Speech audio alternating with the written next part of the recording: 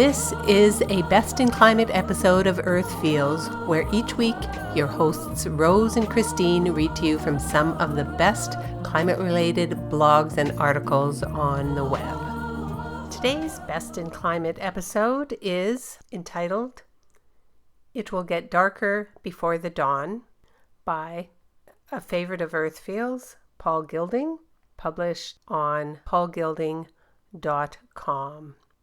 Mr. Gilding is a fellow at the University of Cambridge Institute for Sustainability Leadership, as well as an author, activist, and social entrepreneur.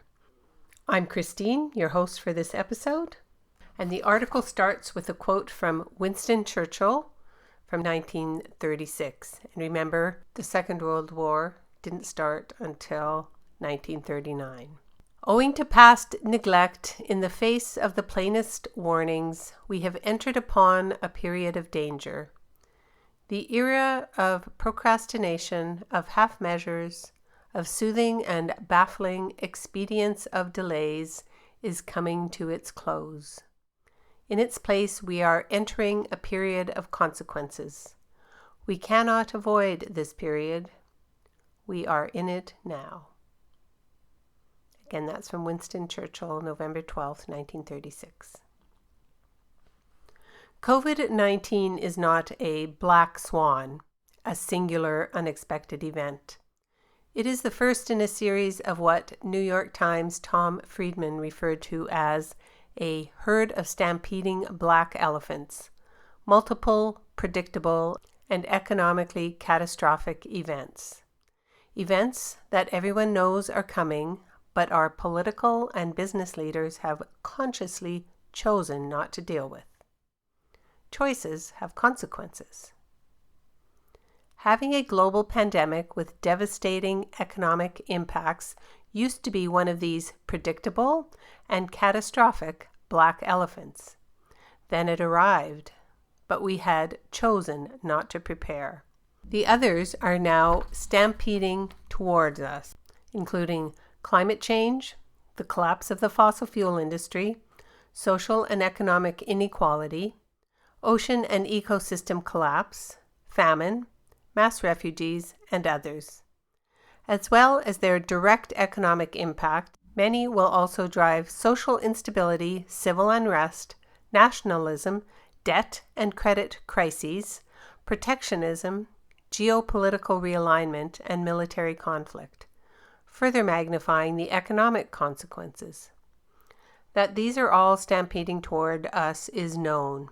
What is unknown is whether we, taking the lessons of COVID-19, will now decide to make different choices. Will our political and business leaders decide to act? Will we demand they do so? If we choose not to, the consequences are clear. While each event will have varying national, regional, and global economic impacts, collectively they risk merging into a mega crisis and triggering global economic collapse.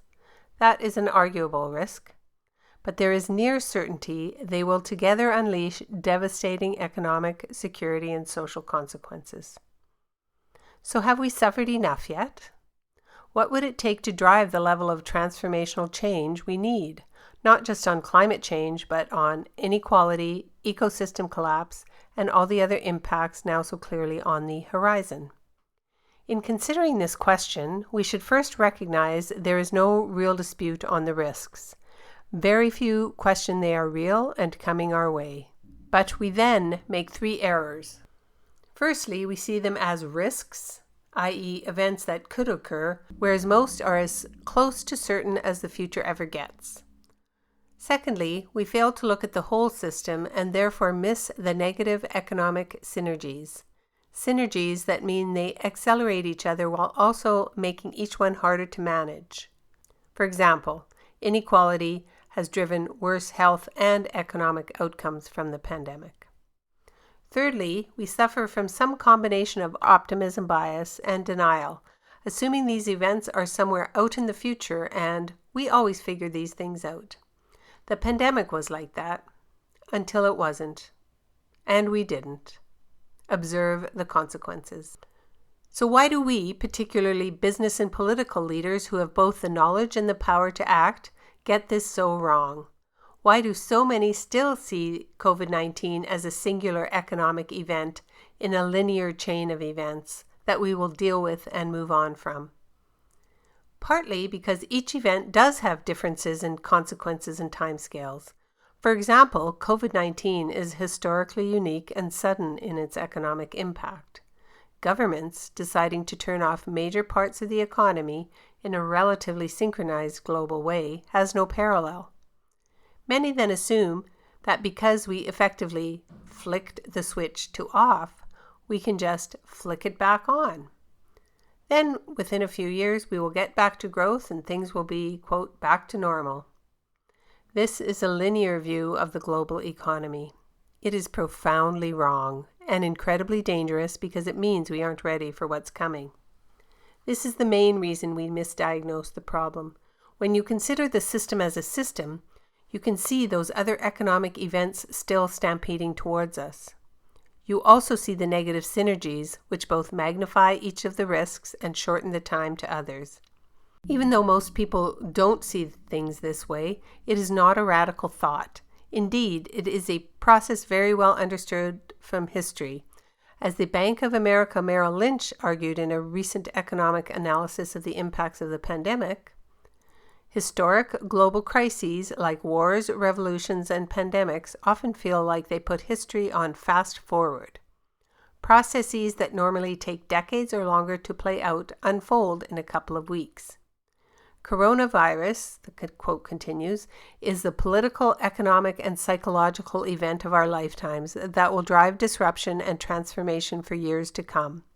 It will bring a radical transformation of the kind that only occurs once in a generation. Now, how will this all play out practically? In many and diverse ways, but consider these. The collapse of the fossil fuel industry, good for climate action, but bad for geopolitical stability, has long been understood as a systemic financial risk.